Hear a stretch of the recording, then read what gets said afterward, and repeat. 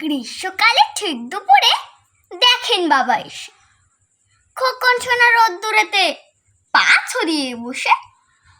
বাবা বলে, ভর দুপুরে বসে আছো তুমি, ঘুরবে মাথা ভয়ান ভনিয়ে, এসব কি পাগলামি? খোকন বলে, খেলতে গিয়ে পাটা গেছে ছুঁড়ে, ঘাস শুকোতে বসে আছি তাই তো রোদ্দুরে।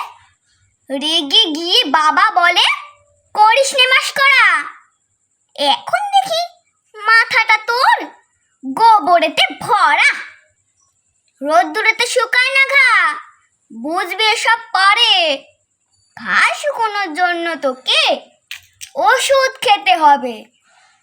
খোকন বলে, শোনো বাবা, বলছো তুমি একই, চামা যদি শুকায় রোদে, ঘা শুকোবে ঠিকই। নমস্কার।